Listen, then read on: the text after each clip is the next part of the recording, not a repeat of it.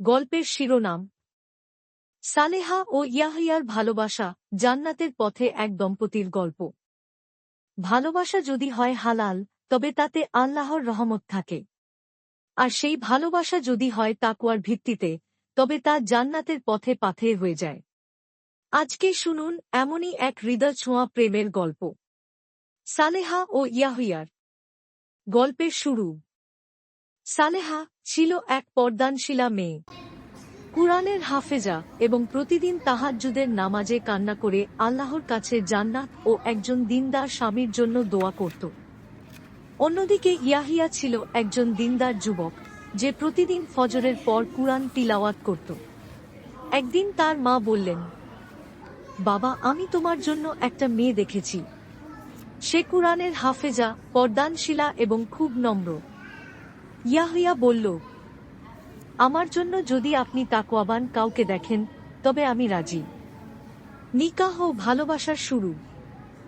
নিকাহ হল খুব সাধারণভাবে মসজিদের ইমাম সাহেবের সামনে। কনের পক্ষ থেকে শুধু একটি চাওয়া, মাহর হিসেবে চাই, তুমি প্রতিদিন আমাকে কুরআনের একটি আয়াত বোঝাবে। ইয়াহিয়া মুগ্ধ হয়ে বলল, এই তো জান্নাতি অনুরোধ। তাদের দাম্পত্য জীবন ছিল কুরআনের আলোয় আলোকিত। প্রতিদিন তারা কুরআন পড়ত, একে অপরের জন্য দোয়া করত এবং একসাথে তাহাজ্জুদের নামাজ আদায় করত।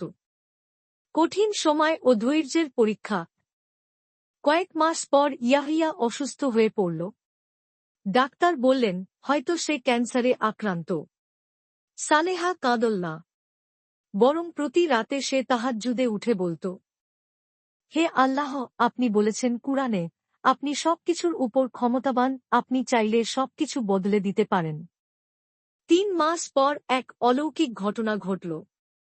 ডাক্তাররা জানালেন, রিপোর্টে আর ক্যান্সারের কোনো লক্ষণ নেই। ইয়াহিয়া সিজদায় পড়ে কাঁদতে থাকল। ভালোবাসার গভীরতা। একদিন সালেহা বলল, তুমি জানো আমি প্রতিদিন আল্লাহর কাছে তোমাকে চাই, কিন্তু আমি কখনো দুনিয়ার জন্য চাইনি। আমি চাই যেন তুমি আমার জান্নাতের সঙ্গী হও। ইয়াহিয়া বলল, তুমি জানো, রাসূল বলেছেন, নারীকে 4টি কারণে বিয়ে করা হয়: সম্পদ, বংশ, সৌন্দর্য ও দিনের কারণে। আর তোমরা দিনদার নারীকে পছন্দ করো, তাহলেই সফল হবে।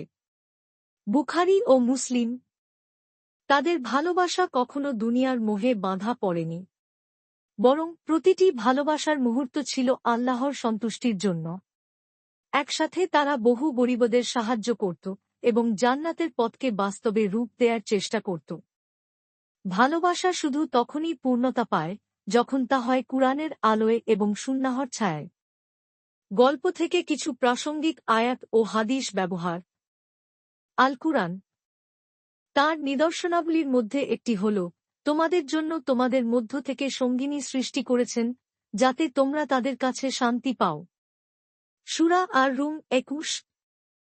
হাদিস, তোমাদের মধ্যে উত্তম সেই, যে তার স্ত্রীর জন্য উত্তম। তিরমিজি। হাদিস, যখন একজন পুরুষ তার স্ত্রীর দিকে ভালোবাসার দৃষ্টিতে তাকায় এবং স্ত্রী তার দিকে তাকায়, আল্লাহ তাদের প্রতি দয়ার দৃষ্টিতে তাকান। বাইহাকি, হাসান।